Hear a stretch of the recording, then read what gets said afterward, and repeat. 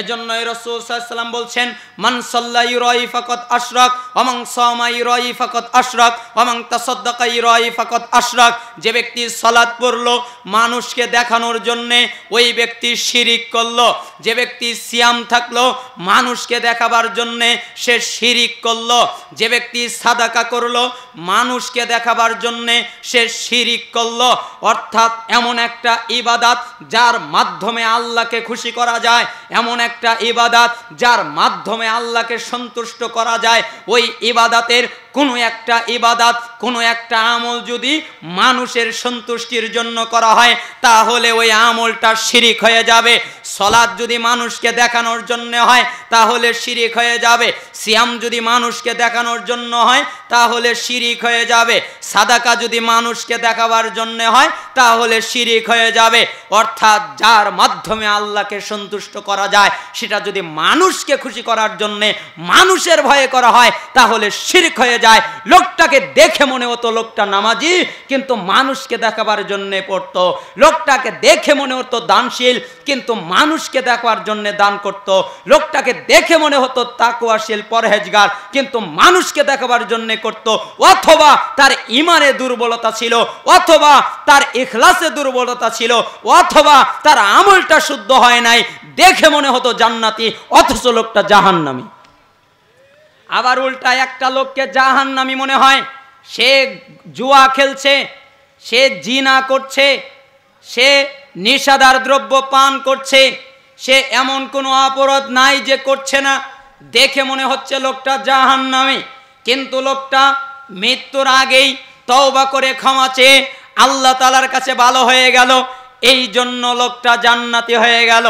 এজন্য হাদিসটা বোঝাতে গিয়ে হাতেম আল আসম রাহিমাহুল্লাহ বলছেন, শুনে রাখো হে আদম সন্তান, চারটা ঝুঁকিপূর্ণ বিষয়কে যারা ভুলে যায়, চারটা জিনিসকে যারা ভুলে যাবে তারা দুনিয়াতে প্রতারিত হয়ে যায় আর আখিরাতে ক্ষতিগ্রস্ত হওয়া থেকে নিরাপদ নয়। যারা চারটা জিনিস ভুলে যাবে তারা দুনিয়াতে ক্ষতিগ্রস্ত হয়ে যাবে, তারা আখিরাতে ক্ষতিগ্রস্ত হয়ে যাবে। এক নাম্বার ঝুঁকি রূহের জগতে আদম সন্তানকে লক্ষ্য করে যেদিন রব ঘোষণা দিয়েছিলেন, আমি কারো পরোয়া করি না, এরা জান্নাতি এরা জাহান্নামী, আমি কারো পরোয়া করি না, এরা জান্নাতি এরা জাহান্নামী, আদম সন্তানের জানা নাই ওই দিন সে কোন দলে ছিল। দুই নাম্বার ঝুঁকি হচ্ছে মায়ের গর্ভে 3 স্তর বিশিষ্ট অন্ধকারে আকৃতি দেওয়ার সময়ে তার যখন 120 দিন হয়ে যায়, তখন যখন আবার লেখা হয়েছে তাকদীর, মানুষের জানা নাই সেদিন সে কি সৌভাগ্যবানদের তালিকায় উঠেছে নাকি দুর্ভাগাদের তালিকা উঠেছে। 3 নাম্বার ঝুঁকি যখন তারা কবর থেকে পুনরুত্থান হবে, কবর থেকে উঠবে, তার জানা নাই সেদিন সে কি আল্লাহর সন্তুষ্টি লাভ করবে নাকি অসন্তুষ্টি লাভ করবে, এটা তার জানা নাই। 4 নম্বরের ঝুঁকি যখন আদম সন্তান বিচারের মাঠে, বিচারের ময়দানে, বিচারের সামনে তার হিসাব নিকাশের জন্য উঠবে, তখন তার অবস্থা জানা নাই সেদিন কি জান্নাতীদের দলে চলবে নাকি জাহান্নামীদের দলে চলবে। এই 4টা ঝুঁকিকে যারা ভুলে যায় ওরা দুনিয়াতে প্রতারিত হয় আর আখিরাতে ওরা ক্ষতিগ্রস্ত হওয়া থেকে নিরাপদ নয়। অতএব এই 4টাকে আদম সন্তান ভুলে যাবেন না, কখনোই তার জন্য উচিত নয়, কখনোই 4টা জিনিসকে ভুলে যাবে এটা আদম সন্তানের জন্য সমুচীন নয়। তার একটা রূহের জগৎ, তার একটা মাতৃগর্ভে, তার একটা কবরের ঝুঁকি, তার একটা পুনরুত্থানের ঝুঁকি, তার একটা বিচারের ময়দানের ঝুঁকি। যারা এইগুলোকে ভুলে যায় ওরাই ক্ষতিগ্রস্ত হয়, ওদের পিছনে শয়তান লাগে, ওরাই খারাপ করে, ওরাই হারাম কাজ করে, ওরাই আল্লাহর রহমত থেকে দূরে থাকে। যারা এগুলোকে ভোলে না ওরাই আল্লাহ তাআলার কাছাকাছি থাকতে পারে। রাসূলুল্লাহ সাল্লাল্লাহু আলাইহি সাল্লামের একটা উপদেশ আপনাকে আমি বোঝাতে চাইলাম এভাবে। এবার চলেন যাই এর কাছাকাছি রাসূলুল্লাহ সাল্লাল্লাহু আলাইহি সাল্লাম থেকে আর একটা দেওয়া উপদেশ। আল্লাহর নবীর সাহাবী আব্দুল্লাহ ইবনে উমর রাদিয়াল্লাহু আনহু তিনি বলছেন, আখাযা রাসূলুল্লাহ সাল্লাল্লাহু আলাইহি ওয়াসাল্লাম বিমানকিবি ওয়া ক্বাল, একদিন আল্লাহর নবী সাল্লাল্লাহু আলাইহি সাল্লাম আমার কাঁধে হাত রাখলেন, রাখার পরে বললেন যে হে ইবনে উমর অর্থাৎ আব্দুল্লাহ, কুন ফিদ দুনিয়া কাআন্নাকা গরীবুন আও আবিরু সাবিল, তুমি দুনিয়াতে এমন ভাবে চলাচল করবে যেন তুমি আগন্তুক, যেন তুমি মুসাফির। রাজার মতো চলাচল করো না, বাদশার মতো চলাচল করো না, ক্ষমতাশীলের মতো চলাচল করো না। তুমি মনে করো না আমার ক্ষমতা সবচেয়ে বেশি, তুমি মনে করো না আমি এদেশের রাজা। কে বলেছে তোমার ক্ষমতা? তোমার ক্ষমতা ফিরাউনের মতো নয়, তোমার ক্ষমতা নমরুদের মতো নয়, তোমার ক্ষমতা আগের যুগের রাজা বাদশাদের মতো নয়। তাদের যেই ক্ষমতা ছিল, তাদের যেই ঐশ্বর্য ছিল, তাদের যেই বাহবা দিত, তারা যেই ক্ষমতা নিয়ে চলতো, তারাও মাটির সাথে মিশে গেছে। অতএব তুমি নিজেকে ক্ষমতাশীল মনে করো না, তুমি মনে করো না আমি এ দেশের জন্য চিরস্থায়ী, তুমি মনে করো না আমার জীবনে মৃত্যু হবে না। কুন ফিদ দুনিয়া কাআন্নাকা গরীবুন আও আবিরু সাবিল, তুমি দুনিয়াতে এমন ভাবে চলবে যেন তুমি আগন্তুক, যেন তুমি মুসাফির। এই গরীবুন শব্দের অর্থ হচ্ছে পথচারী, এই গরীবুন শব্দের অর্থ মুসাফির, এই গরীবুন শব্দের অর্থ ভিনদেশী, এই গরীবুন শব্দের অর্থ অপরিচিত। অনেকেই অনুবাদ করতে গিয়ে বলে যে গরিবের অর্থ যাদের টাকা নাই, যাদের পয়সা নাই তারা গরিব। কি মনে করে যে এখন ওই যে তারা বলেছে যে আদ দুনিয়া সিজনুল মুমিন ওয়া জান্নাতুল কাফির, দুনিয়া মুমিনের জন্য জেলখানা আর কাফেরদের জন্য জান্নাত। তখন এক শ্রেণীর হুজুরেরা এই হাদিসটা বলার পরে তারা বলছে যে মুমিনের জন্য দুনিয়া জেলখানা, এর অর্থ হচ্ছে যারা মুমিন হবে তারা জেলখানায় বেশি থাকবে। কি থাকবে? যারা মুমিন হবে তারা জেলখানায় বেশি থাকবে। কথা বুঝতেই পারে নাই। আলোচনা এখানে স্টপ। আপনাদের সাথে দুটা কথা, তার একটা কথা, এই মজলিসে কেন এসেছেন আপনারা বলেন? বলেন জ্ঞান অর্জন করতে। কার জন্যে? তে বাদাম খান কেন? এলেমের তো মর্যাদা হচ্ছে না। এলেম এত সস্তা নয়, এলেম অনেক দামি ব্যাপার। রাতের পরে রাত জেগে জেগে হাদিস মুখস্থ করতে হয়, হাদিসের উপরে আমল করতে হয়, এরপরে হাদিস বুঝতে হয়, এরপরে ব্যাখ্যা জানতে হয়, পক্ষে বিপক্ষের রায় দেখতে হয়, হাদিস কোথায় কোথায় আছে তা জানতে হয়, হাদিস সহিহ না জয়ীফ তা জানতে হয়, সহিহ হওয়ার কারণ কি, আবার কোনো কারণে জয়ীফ হলে কেন জয়ীফ হয়েছে তা জানতে হয়। এত গবেষণা করে, এত পরে 1 ঘন্টায় কয়েক মাসের গবেষণা দেওয়া হয় বাদাম খাওয়ার সময়। আমার কথায় রাগ করবেন না, আমি আপনার জন্য এসেছি, আপনার ক্ষতি করার জন্য নয়। আপনি যদি বাদাম খান আমার ইলমের গুরুত্ব দিতে পারবেন না, হাদিসের মর্যাদা করতে পারবেন না। আমি তো এখানে যুক্তি পেশ করছি না, আমি তো এখানে তর্ক দিচ্ছি না, আমি তো ক্বালা রাসূলুল্লাহ সাল্লাল্লাহু আলাইহি ওয়াসাল্লাম বলছি। আরে আমার তো কোনো মূল্য নেই, আমার তো কোনো দাম নেই, আমার তো কোনো সম্মান নেই। আমার কথা কে শোনে আর না শোনে তাতে দেখার বিষয় নয়। আমি বলছি ক্বালা রাসূলুল্লাহ সাল্লাল্লাহু আলাইহি ওয়াসাল্লাম, আমার কথা না শুনলেও এটা শুনতে বাধ্য। এটা উম্মতের জন্য কর্তব্য, এটা উম্মতের জন্য ওয়াজিব, এটা উম্মতের জন্য বাধ্যতামূলক। আমার কথা না শুনলেও ক্বাল আল্লাহ ক্বাল আর রাসূল এটা শুনতে বাধ্য। বাদাম খাওয়ার সময় না, বন্ধ করেন, বাদাম খাবেন না, তাহলে আবার কিন্তু ধরবো। রাসূলুল্লাহ সাল্লাল্লাহু আলাইহি ওয়াসাল্লাম বললেন তুমি দুনিয়াতে এমন ভাবে থাকবে যেন তুমি মুসাফির আগন্তুকের মতো। তখন আব্দুল্লাহ ইবনে ওমর তিনি বললেন ইদা আমসাইতা ফালা তানতাদিরিস সাবাহ ওয়া ইদা আসবাহতা ফালা তানতাদিরিল মাসা ওয়া খুয মিন সিহাতিকা লিমারাদিক ওয়া মিন হায়াতিকা লিমাউতিক। শোনো, তুমি যখন সকালে উপনীত হবে তখন আর সন্ধ্যার অপেক্ষা করবে না, তুমি যখন সন্ধ্যায় উপনীত হবে তখন আর সকালের অপেক্ষা করবে না। তুমি যখন সুস্থ থাকবে অসুস্থ হয়ে যাওয়ার আগেই প্রস্তুতি নাও, তুমি যখন জীবিত থাকবে মৃত্যুবরণ করার আগেই তুমি তোমার প্রস্তুতি নিয়ে নাও। তুমি এমনটি করো না আমি সকালে আছি, ঠিক আছে আজকে একটু পাপ টাপ করি, সন্ধ্যাবেলায় গিয়ে ক্ষমা চেয়ে নিব, এরকম তুমি বলো না। সন্ধ্যায় আছি আজকে এখন একটু করি, দোস্ত এখন একটু অপরাধ করলে কিছু হবে না, 2-1 টান দে কিছু হবে না, একটু আমাদের সাথে চল না গানে যাই, আজকে আর কোনোদিন যাস না, আজকেই কাজটা কর, আজকেই 2টা টান দে, আজকে এটা কর, আর তুই যাস না, আর তোর যেতে হবে না। এই রকম যেন না হয়। বরং তুমি যখন সকালে থাকবে ওই সময় স্টপ, আগামীকাল বলো না। আগামীর সকাল শব্দটি, আগামীকাল এই বাক্যটি ধোঁকা, এই বাক্যটি ধোঁকা। এই বাক্য আগামীকাল 40 বছরেও তোমার আগামীকাল নিয়ে আসবে না। এজন্যই ডক্টর আয়েদ আল কারনি তার তাহাজানের ভিতরে একটা সুন্দর কথা লিখতে গিয়ে লিখেছেন, আগামীকাল এই শব্দটা আমাকে 40 বছর ঘুরিয়েছে, এরপরেও আগামীকাল আসেনি। যখন বলেছি এখন, তখন কাজটা হয়েছে, অতএব আগামীকাল বলবেন না। এজন্যই তো আল্লাহর নবীর ওই সাহাবী বলছেন, তুমি যখন সকালে থাকো সন্ধ্যার আগেই প্রস্তুতি, তুমি যখন সন্ধ্যায় থাকো সকালের আগেই প্রস্তুতি। তুমি যখন অসুস্থ হয়ে যাবে তখন আর কিয়াম করতে পারবে না, তখন আর ভারী ভারী ইবাদত করতে পারবে না, তখন আর আমল করা তোমার জন্য কঠিন হয়ে যাবে।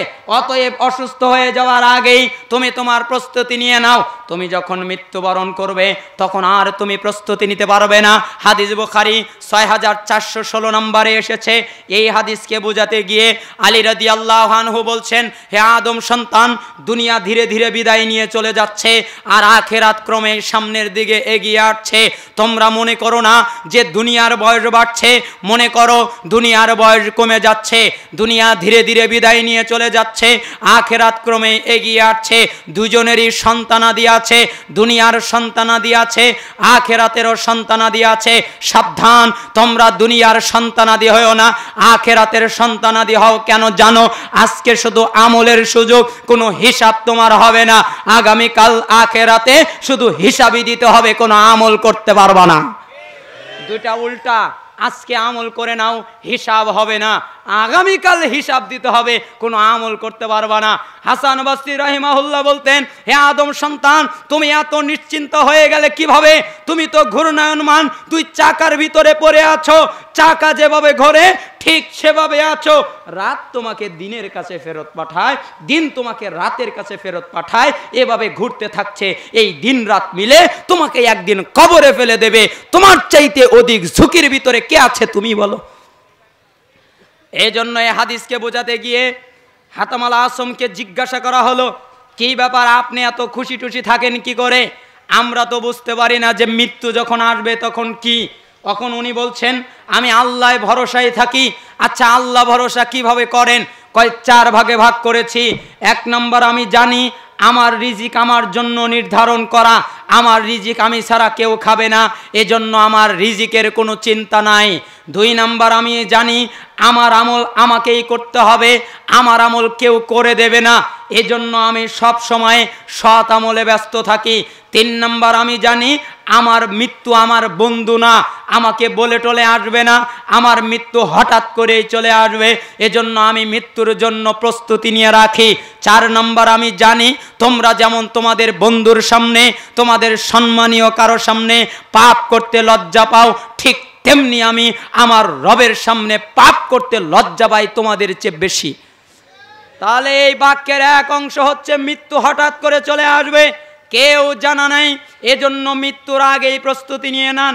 এই হাদিস বোঝাবার জন্যে পরপর 2টা হাদিস আপনাদের সামনে আনবো, খুব মনোযোগের সাথে অনুধাবন করবেন।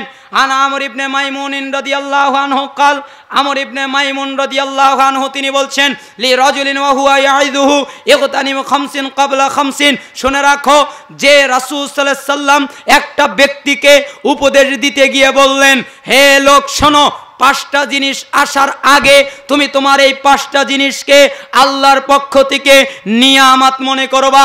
তুমি এই নিয়ামতের নাশকরি করো না, তুমি এই নিয়ামতটাকে ভুলে যেও না, মনে করবা এটা আল্লাহর পক্ষ থেকে তোমার উপরে নিয়ামত। সাবাবাকা কাবলা হারামিক, তার একটা হচ্ছে বার্ধক্য পড়ে যাওয়ার আগে তুমি তোমার যৌবনটাকে নিয়ামত মনে করবা। ওয়া সিহাতিকা কাবলা সাকমিক, এবং তুমি অসুস্থ হয়ে যাওয়ার আগেই তুমি তোমার সুস্থতাকে আল্লাহর পক্ষ থেকে নিয়ামত মনে করবা। ওয়া গিনাকা কাবলা ফাকরিক, এবং তুমি দরিদ্র হয়ে যাওয়ার আগেই তুমি তোমার সচ্ছলতাকে নিয়ামত মনে করবা। ফারাগাকা কবলা শুগলিক, এবং তুমি অবসর ব্যস্ত হয়ে যাওয়ার আগেই তুমি তোমার এই অবসর সময়টাকে আল্লাহর পক্ষ থেকে নিয়ামত মনে করবা। ও হায়াতিকা কবলা মাউতিক, হায়াতিকা হায়াতাকা দুটাই পড়া যায়। ও হায়াতিকা কবলা মাউতিক, এবং তুমি তোমার মৃত্যুবরণ করার আগেই তুমি তোমার এই জীবনটাকে আল্লাহর পক্ষ থেকে নিয়ামত মনে করবা। হাদিসটা খুব ভালো করে অনুধাবন করুন। আল্লাহর নবী বললেন 5টা হচ্ছে নিয়ামত, 5টা জিনিস আসার আগেই, এই 5টা জিনিস আসার আগেই তোমরা এই 5টা জিনিসের মূল্যায়ন করবা।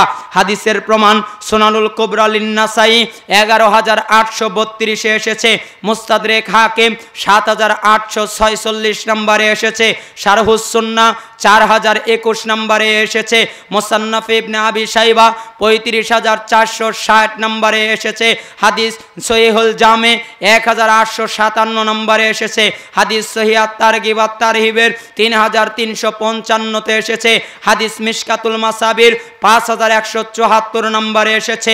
আল্লাহর নবী বলছেন একটা হচ্ছে বার্ধক্য আসার আগেই তুমি তোমার যৌবনকে নিয়ামত মনে করবে। হ্যাঁ যুবক ভাই, আপনাকে বলছি, আপনি ওই বৃদ্ধ দাদুকে জিজ্ঞাসা করেন যৌবনের গুরুত্ব কি, সে আপনাকে বোঝাতে পারবে। অথবা যার বয়স 70 হয়ে গেছে তাকে আপনি জিজ্ঞাসা করেন যৌবনের গুরুত্ব কি, সে আপনাকে বোঝাতে পারবে। আপনার কাছে তো যৌবনের কোনো গুরুত্ব নেই, আপনি তো যৌবনকে বুঝতেও পারেন না। আপনার যৌবনকে আপনি আল্লাহ তাআলার নাফরমানি কাজে লাগিয়ে দিয়েছেন।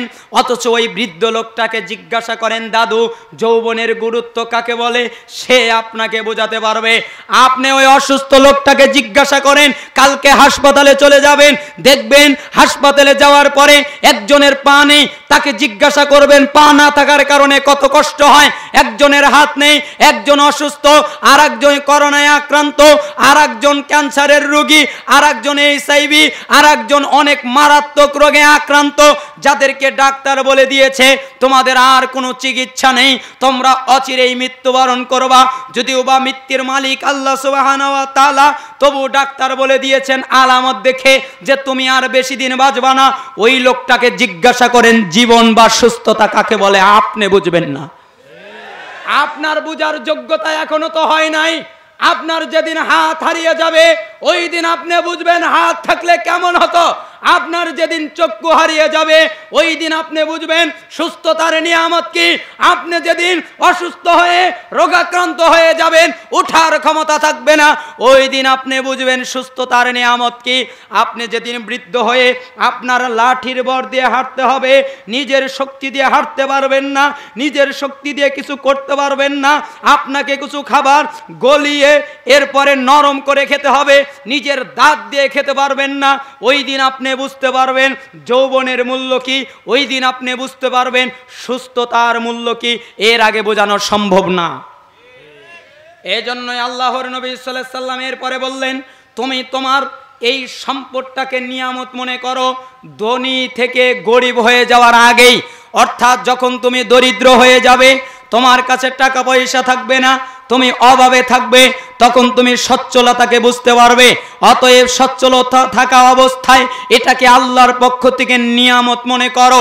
যখন তুমি সুস্থ এই অবসর সময় পেয়েছো, যখন ব্যস্ত হয়ে যাবে, যেই অফিসার সরকার